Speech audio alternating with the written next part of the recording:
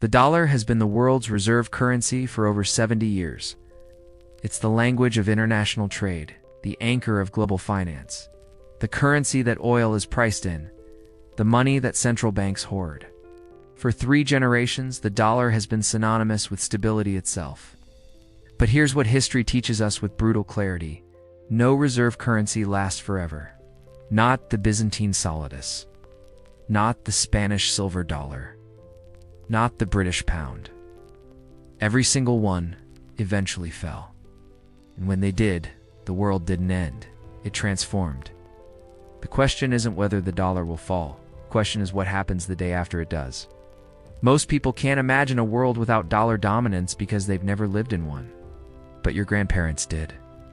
Before 1944, the British pound was the global reserve currency. Before that, it was other currencies stretching back centuries. Reserve currency status isn't permanent. It's a phase that every empire goes through before decline. And if you look closely at the present moment, the signs of that decline are already visible. China and Russia conducting trade in yuan. Saudi Arabia accepting payment for oil in currencies other than dollars. Central banks around the world quietly diversifying their reserves. The foundation is cracking. What comes next is what you need to understand. The first thing that happens when a reserve currency falls is chaos. Not the Hollywood version with riots and burning cities, though that can happen too, but financial chaos. A chaotic repricing of everything. When the pound lost its reserve status after World War II, Britain faced a brutal reckoning. The currency that had once commanded global respect suddenly couldn't buy what it used to. Imports became expensive. Standard of living dropped. The empire that had ruled a quarter of the globe had to accept that its money was just another currency, not the currency. For ordinary Britons, this meant austerity, rationing, and watching their savings by less and less each year. This is the immediate shock that Americans would face if the dollar lost reserve status, a sudden loss of purchasing power. Right now, the United States enjoys what economists call an exorbitant privilege, because the world needs dollars to trade. America can print money and buy real goods from other countries. It's a form of global taxation that most Americans don't even realize exists. When that privilege ends, the exchange rate shifts brutally. Imported goods, electronics, clothes, cars, even food that comes from abroad become dramatically more expensive overnight. For a country that imports as much as America does, this would be devastating to ordinary households. But the chaos doesn't stop at your grocery bill. When a reserve currency falls, debt becomes a crisis. Right now, the United States has over $30 trillion in national debt. That debt is manageable partly because the dollar's reserve status creates constant demand for U.S. Treasury bonds. Foreign governments and central banks need somewhere safe to park their dollars, so they buy American debt. This keeps interest rates low and makes borrowing cheap. But when the dollar loses reserve status, that demand evaporates. Foreign holders start selling treasury bonds. Interest rates spike. The cost of servicing America's debt explodes.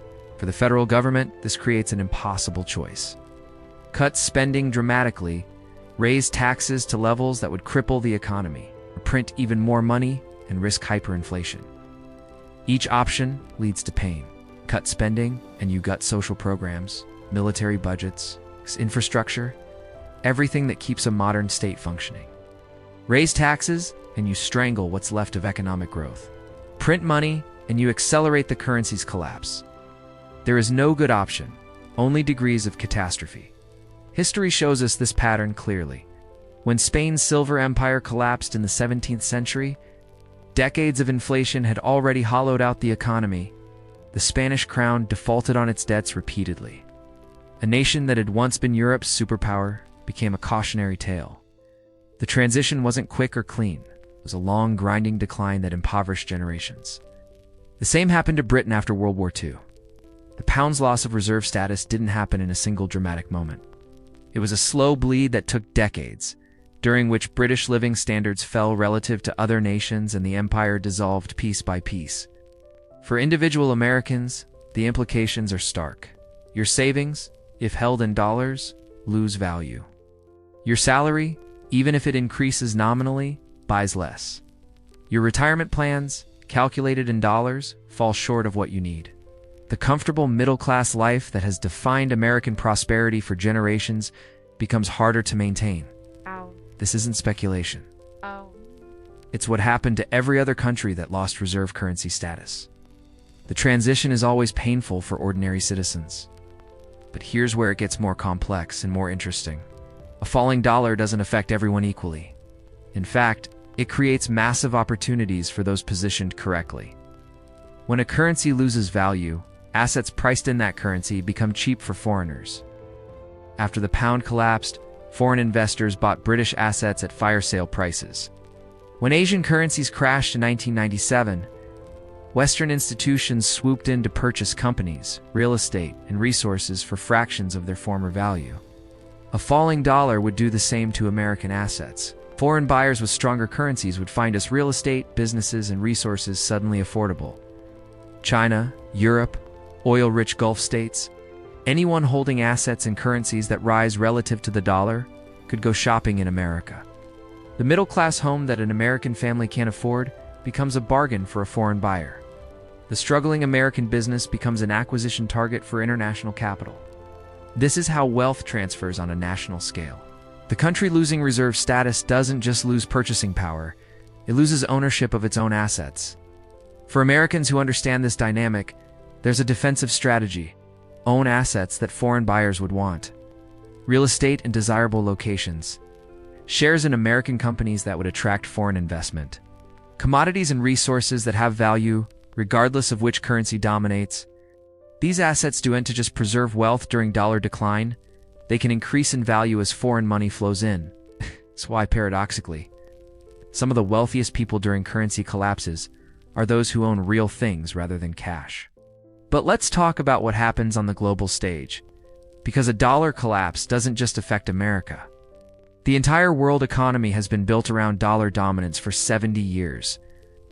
International trade contracts are written in dollars. Countries hold dollar reserves to stabilize their own currencies. Commodities from oil to gold are priced in dollars. When the dollar falls, this entire architecture has to be rebuilt. The most immediate question is, what replaces it?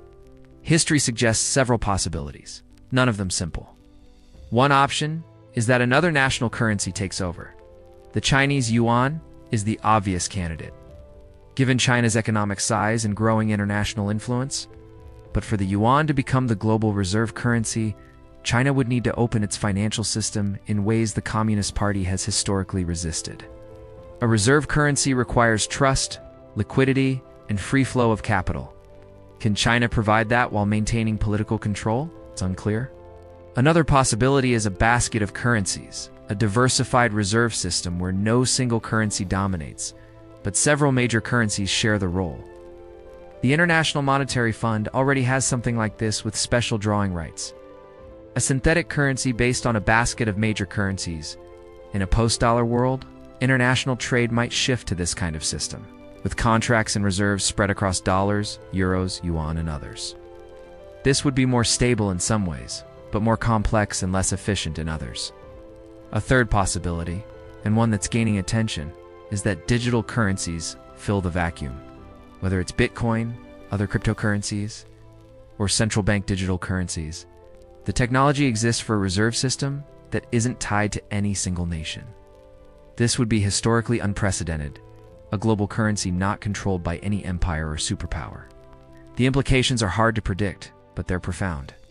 A truly international currency could reduce the power that any nation has over global finance, but it would also create new forms of vulnerability and control. Most likely, the answer is some combination of all three. The post-dollar world probably won't have a single dominant reserve currency the way the 20th century had the dollar, the 19th had the pound. Instead, we'll see a multipolar financial system where different regions and trade relationships use different currencies, with digital systems bridging the gaps. This would be more chaotic than what we're used to, but perhaps more stable in the long run, because no single point of failure could crash the entire system.